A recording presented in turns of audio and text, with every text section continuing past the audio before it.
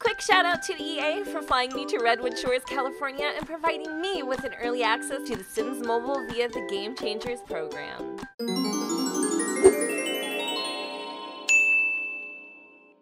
Hello my little sugar boogers, welcome back to the channel. So today you guys, we are going to be talking about my favorite things in The Sims Mobile. So I bet you're probably tired of hearing about The Sims Mobile because it feels like a game that is just never gonna launch, and here I am dangling the meat in front of you, lion mouth. Well, I'm gonna let you guys know that I ain't lying. This game is coming out in T-2 hours, people. That is right. Surprise, surprise. Turning up on a Tuesday, The Sims Mobile has finally arrived worldwide. Ooh, I just did a nursery rhyme. No, I'm just kidding. I'm being so extra right now, but I am very, very, very, very, very, very, very excited because I know, for one, my son has been dying to get his hands on this game. So originally, I had intended on going over some of my favorite things that I experienced up to level 6 because that is how far I got into the game at Sims Camp last week. And I didn't actually have any type of access to the game or any experience with the game. First time I ever even touched The Sims Mobile was back in September, and the second time was literally last week. So this is going to be a very new first impressions sort of a deal.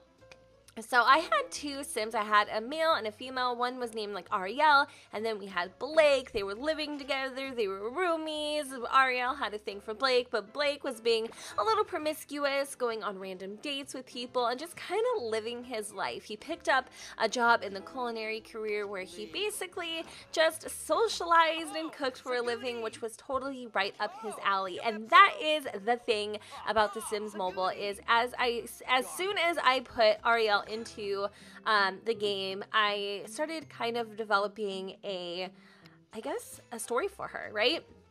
And then after you get to a certain level, you're able to add another Sim to your household. And it's kind of weird because the Sim is just like a random stranger. So I envisioned Blake was like a roommate looking for a place to stay. And then Ariel kind of got like got the hots for him and that sort of thing. And going to creating Sims, right? Because I had to create Blake. Now, I think creating a Sim in The Sims Mobile is actually relatively easy. Now, it isn't supposed to be like a mock-up of The Sims 4. So I don't think The Sims Mobile is supposed to be like mobile Sims 4 because it's not. It's two completely different games, although there are some similarities. One thing I did notice while playing on an iPhone 10 versus an iPad mini is the controls. It's really hard for me, and I have, I guess, somewhat bigger fingers to navigate and create a Sim on my iPhone 10. Which is more of like a smaller screened device versus an iPad where I was really able to kind of move around.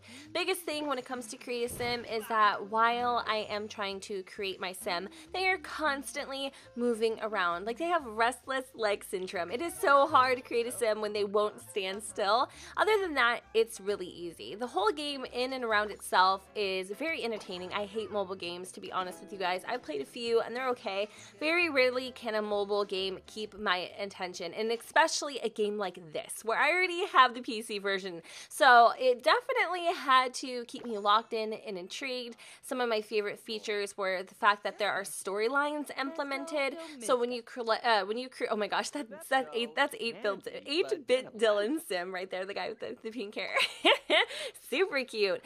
So one of the newest features I had noticed that wasn't there back in September was the storyline. So when you start building relationships with Sims, whether it's friendships, dating, whatever, you can literally, it's like Goosebumps, you can literally go either way. You can pick what kind of relationship you want those Sims to have. So for example, when Blake and Haley went on a date, this blonde chick, I was given a chance to label their relationship as slightly toxic, sweethearts, or fixer and upper romance.